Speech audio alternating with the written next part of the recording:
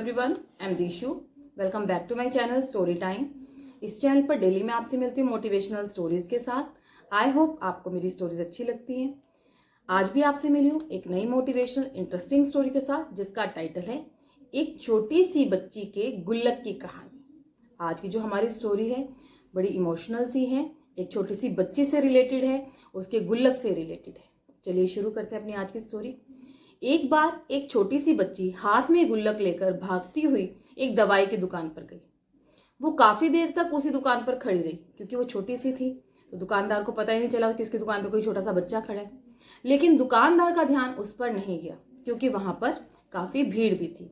उसने दुकानदार को कई बार बुलाया, लेकिन दुकानदार का ध्यान उस पर बिल्कुल भी नहीं गया। अब क्या था, उस बच्ची को गुस्सा आ गया और उसने अपने मिट्टी की गुल्लक को वहीं काउंटर पे जोर से रख दिया। थोड़ा सा ऊपर होकर उसने जो उसका काउंटर था दुकान का, वहां पर अपने गुल्लक को जोर से रख दिया।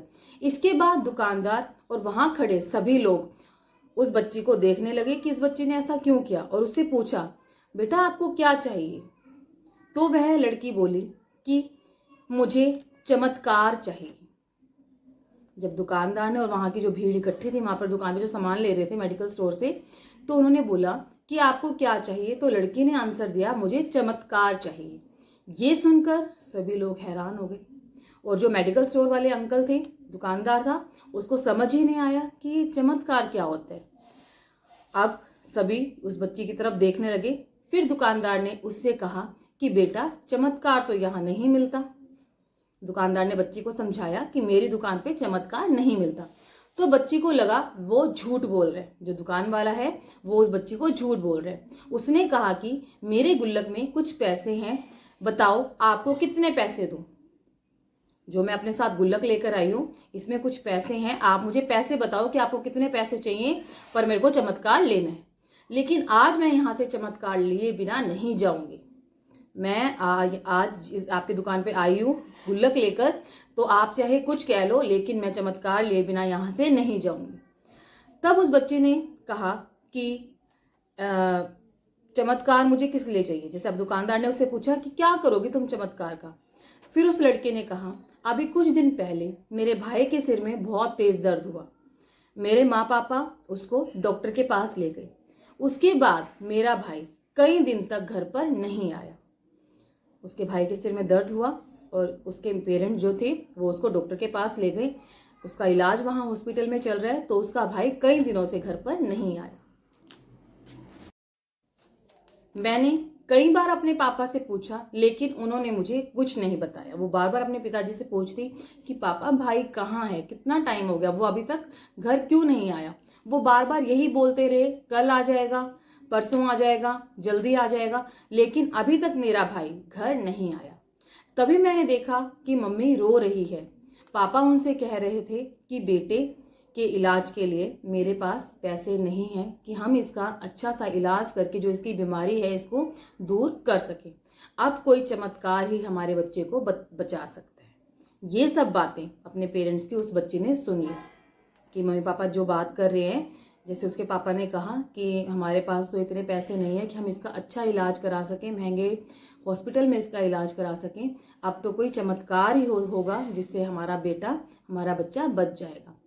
पापा के पास पैसे नहीं हैं, तो क्या हुआ, मेरे पास तो हैं। इसलिए मैंने जितने भी पैसे जोड़ रखे थे वो सारे पैसे लेकर मैं इस दवाई की दुकान पर आई हूँ, ताकि मैं चमत्कार खरीद सकूं। अब उस बच्ची को इतना नहीं पता था चमत्कार क्या चीज है। वो दवाई वाले के पास गई, क्योंकि उसका भाई बीमार था। उसको लगा वो चमत्कार नाम का जो शब्द है, जो चीज है, वो दवाई वाले के पास ही आपको मिलेगी। फिर उस आदमी ने बच्ची से पूछा कि कितने पैसे हैं तुम्हारे पास? ये पूछते ही बच्ची ने गुल्लक उठाई और जमीन पर पटक कर उसको फोड़ दिया। जब उस दुकान के पास जो एक व्यक्ति खड़ा था उसने पूछा, तुम्हारी गुल्लक में कितने पैसे हैं?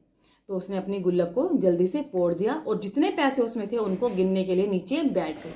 वहां पर खड़े सभी लोग उसे देख रहे थे। थोड़ी देर बाद उसने सारे पैसे इकट्ठे किए और बोली, मेरे पास 19 रुपए हैं। वहां खड़ा वो आदमी मुस्कुराया और बोला, बेटा तुम्हारे पास तो पूरे पैसे हैं, तुम्हें चमत्कार जरूर मिलेगा। इतने पैसों में जो तुम्हारा चमत्कार तुम जो खरीदने आए हो वो आ जाएगा। ये सुनकर जो वो बच्ची थी वो बहुत हैप्पी हो गई, बहुत खुश हो गई। उसको ये लगा कि बस ये अंकल ही मेरी बात को समझ पाए हैं और अब जो मैं लेने आई हूँ वो मुझे जरूर मिलेगा। अब उस लड़के ने कहा चलो अंकल, मैं आपको अपने पापा से मिलवाती हूँ।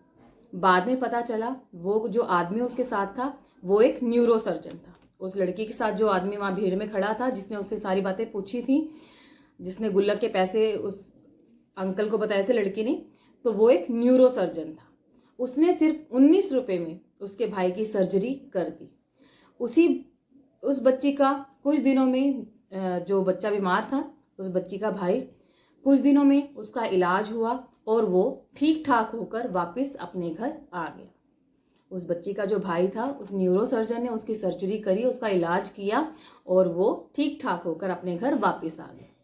फिर कुछ दिन बाद वह बच्ची, उसका भाई, अपने पापा मम्मी चारों एक साथ बैठे हुए थे और बात कर रहे थे। तभी उसकी मम्मी ने उसके पापा से पूछा, अब तो बता दो कि ये इतने पैसे आपके पास कहाँ से आए। उस बच्ची की माँ ने उसके पति से, अपने पति से पूछा कि ऐसा चमत्कार कैसे हुआ, इतने पैसे कहाँ से आए जिससे हमने अपने बच्चे का इलाज करवाया और वो ठीक हो गया।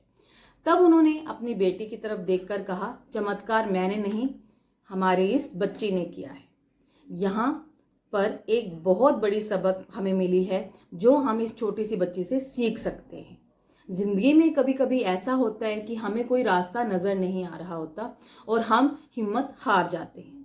तब हमारे अंदर एक बच्चा होता है जो कोशिश करने से कभी पीछे हटता नहीं है, वो अपनी कोशिश में लगा रहता है और हार मानने को तैयार नहीं होता, क्योंकि ना शब्द उसे समझ नहीं आता। वह बच्चा जिसके लिए कुछ भी नामुमकिन नहीं है, इम्पॉसिबल नहीं है, क्योंकि हर हाल में वो कोशिश करता ही रहता है। वो सोचता है कि नहीं, मैं अपने लास्ट दम तक जो मैं कर पाऊंगा वो करूंगा। आपको मेरी ये स्टोरी कैसी लगी? आशा करती हूँ आपको मेरी स्टोरी पसंद आई होगी। इस कहानी को पढ़कर हमारे अंदर भी इच्छा जागेगी कि हमें जीवन में मतलब हार नहीं माननी है। अगर हम कुछ करने की सोच लेते हैं, समझ लेते हैं, तो हम उसको जरूर पा सकते हैं। आपको मेरी स्टोरी कैसी लगी कमेंट के थ्रू मुझे बताना। कल आपसे मिलूंगी एक नई मोटिवेशनल इंटरेस्टिंग स्टोरी के साथ। Please like subscribe this channel. मुझे आपके सपोर्ट की ज़रूरत है, जिससे मैं अपने स्टोरी चैनल को और आगे बढ़ा सकूं और डेली आपसे नई मोटिवेशनल स्टोरी के साथ मिल सकूं। Thank you.